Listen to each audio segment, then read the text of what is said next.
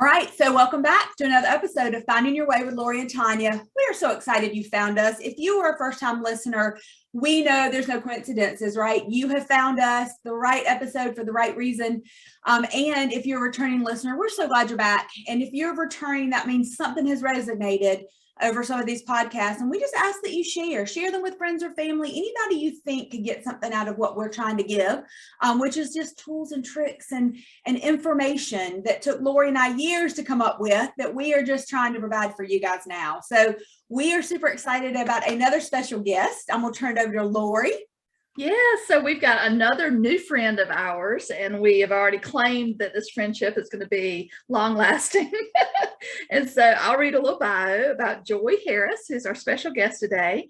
She's the proud mother of two beautiful daughters who have been her wife for many years. Being able to work from home to raise them was truly a blessing after the loss of Darien, which is a story she tells in the book, Missed Baby Steps, and we'll get to that in a minute. Watching them grow into amazing women has been one of her proudest accomplishments. Being a mom has been the best job ever. Joy has a degree in business management, a robust background, and has started 7 businesses. 7, y'all, 7. And so Joy truly enjoys helping others and believes that gratitude, appreciation, and education are key for anyone to find their joy, both personally and professionally.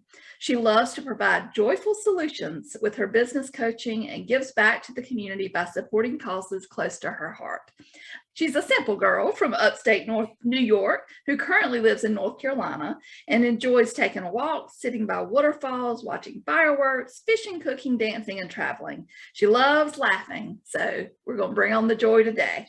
Welcome.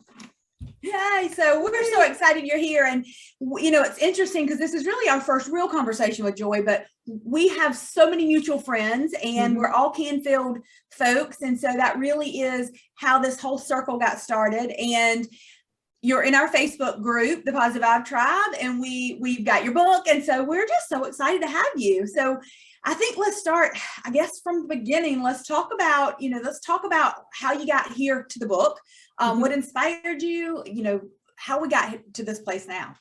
Oh, well, thank you. And yes, I feel like I know you guys already. Like, I'm just so excited to be among like-minded people because we just get it, right? You're just naturally drawn to people who are like-minded.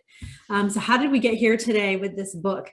So my journey started in 2001 when I lost my baby boy at 7.5 months pregnant and had to go through the process of, finding out that he had died and then what was next. And I remember being mad. I remember being sad, angry, every emotion you can probably think of I had. And I remember after about a day of it setting and saying, okay, God, what am I supposed to do with this? I need to turn this into something positive. I just didn't know at that time what that was, because how do you turn the death of your baby into something that can help people, right? So every day, I always thought about him. And so last year, after I had, I've done a lot of self-improvement work, I have had raised my children, and as you said, have started 7 companies. And 2014, I sold one of my companies. And it was at that moment that I was like, okay, I still had another company. So I had things to do, but I had that one running different. And I was like, what am I going to do with all this spare time? And then all of a sudden, one of my best friends, and she was my insurance agent with my other company, had started a company called Grateful Box, but it had never gotten past a website or the domain. I said, hey, you want help with that? And so here we went on this venture together to help spread gratitude, because she had been studying and knew the ripple effect of when you practice gratitude, everything gets better. So if we can share that with other people and make other people in a gratitude energy state, then we change how people interact with each other, and it just changes the world. So we created the Grateful Box, and it has a notepad and a pen in it so that people will start their journey of writing 1 note of gratitude a day. So it's not an overwhelming process. If you just start with something simple by just 1 note of I am grateful for what? Because if you ask people, what are you grateful for? What do you think the first 3 things are? My family, my children, my job, my home. Right? Well, what if we went deeper and said we were grateful for ants, or we're grateful that it snowed, or we were grateful that we got stuck in traffic because we realized down the road there was an accident that we missed. Instead, people tend to complain, right? Well, when we're complaining, we're in a negative energy. And when you're in a negative energy, that's not good for your body and you stay there. So the only way to get out is through gratitude. So we realize that everybody thinks they're grateful and that they're not going to just buy into, oh, I have to do this and learn how to do gratitude. And we especially realized that it was very common in businesses because we kept saying how all these businesses had, taken our money and never even said thank you, right? Like, look at how much where you spend your money and nobody says thank you or sends you a birthday card or anything. There's no acknowledgement. So we realized we needed to bring gratitude into businesses, and we're doing that through two ways. Is we have a program that teaches businesses and people how to send cards in the mail because it's easy instead of having to go to the store and get it. And that we have a program called Next Door, which teaches businesses how to get local business and earn that reputation with other people and by sending them gratitude in the mail. It's a very powerful tool that people don't realize works, and it's not hard. And so gratitude, when we first started this podcast, I think that's probably one of our first episodes because it is so simple. It's so easy. It is something everybody can do, but it's also so forgotten. Yes. And it's that thing that makes me feel good when I do it. It makes the other person feel good. It makes the energy, everybody who witnesses it feels good. And so it's just that simple. And what a great process of bringing it. You think about where you spend your money. If I get told, now I will tell you, my company has adopted gratitude about a year and a half ago, and it's part of our mission statement. Wow. We send grateful notes and cards and emails from marketing and from ourselves daily. It really is a true part of our culture now. And it's amazing because I've been doing this work for about 6 years, but to see it being adopted in all these areas, because like you said, it's that simple. Right. So I've got two examples of where business have done that, and it makes a profound difference on the customer. So we had this man, I think he sold insurance. So Tanya and I grew up in a small South Carolina town, and his name was Mr. Blondie Pate. And Mr. Blondie Pate would send birthday cards to everybody in our family. So from the time I was born, every year I got a birthday card from Mr. Blondie Pate. I wouldn't be able to, I didn't know him. Like, I didn't buy insurance from him, but my parents did. And he was that thoughtful to express that gratitude in that way. And I still remember it. I still remember Mr. Blondie Pate sending me a birthday card every year. And then just recently, I bought a pair of pants off of the store online. And the owner of the company, it must have been a small company, she sent me a video message where she spoke directly to me and said, "Hey, Lori, I saw that you just made your first purchase from our company. I just wanted to tell you how grateful I am as a small company. You just don't know how much this means to our families and our employees and all that." And that stuff sticks with you as a customer. So that's a good way to think about it. Like, businesses don't take it that next step. But if they did and really express that gratitude, it would just be a spiral of more business and more business and more business. Oh yeah, because you've crossed that bridge of trust with them, and they feel like they know, like, and trust you just by sending that birthday card. You felt like you knew him. Mm-hmm. Yep. Absolutely. Right? You never forgot. It makes you more mindful. Where are you going to spend your money? I mean, the next time you go to buy pants, where are you going to look there first, right? I mean, because it makes you more mindful of well, who is grateful and who can I affect? You're affecting a small business by spending your money there. You know it's going to make this positive impact. So that's huge. Exactly. Yeah, exactly. And so it's just bringing that conscious awareness to people to be aware where you're spending your money and pay attention to gratitude in your world. Because the more gratitude you have in your world, that where you're spending your money and that people that are coming into your life, you're going to see that you might have a bad day, but you're not going to stay there. Right. Like, we have a program called Grumpy to Grateful on our website because everybody has a grumpy moment. And there's always a way to get out of grumpy faster instead of staying in grumpy. So we want people to go from grumpy to grateful. It's a choice. Everything is a choice. It is a choice. You're right. And money's just So- energy. So it's that energy exchange, Mhm. right? And so, Yep. you know, if we really do believe that money is our way of exchanging energy with someone, we do it in the form of paper money, but basically we're exchanging the time that we put into something for somebody else's goods or services. And so I can really see how gratitude could help to make you more loyal to where you're putting that money, and maybe stop spending it in other places that maybe don't express gratitude. Exactly. Well, and how many do you, when you pay your bill, if you write a check, do you write thank you on it? Yeah.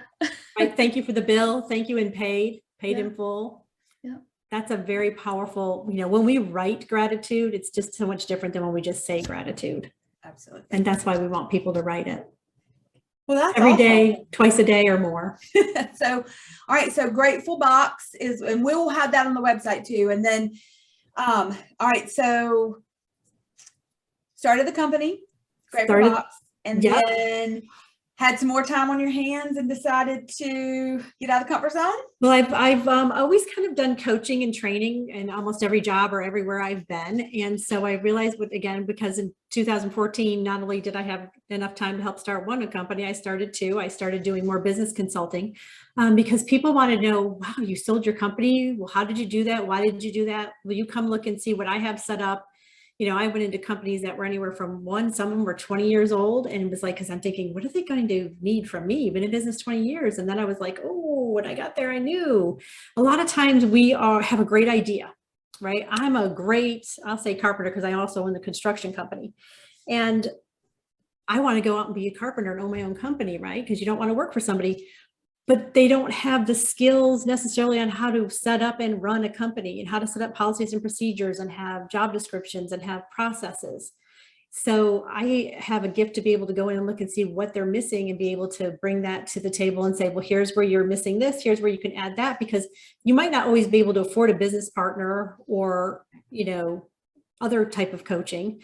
But if you just need that one-off time, right? You don't have to have a long commitment to work with me. It can be a short conversation. Sometimes people just need an idea to bounce off of somebody that's been there and done that, just to give them that reassurance. Well, and that So- positive feedback, right? I mean, here's what you're doing well. Here's where you could make some adjustments and changes. Here's what I've found. And that energy that you bring to it is in that positive light. Well, yeah, because we bring joy with it. It's joyful solutions, you know, we want to bring something that's going to be positive. And actually the 20-year-old company ended up selling because he's like, you know what, I don't want to do this anymore and I want to sell. So he sold. That's awesome. Yeah. So how did you So, get and then from let's there read. to your book that you just recently wrote? Yeah, so that comes out of the, I was talking to you earlier about fear, right? So many of us get stuck with, I'm afraid to do a live video. I'm afraid to start my own business. I'm afraid to write a book because we don't think that it's going to be viewed or appreciated by anybody.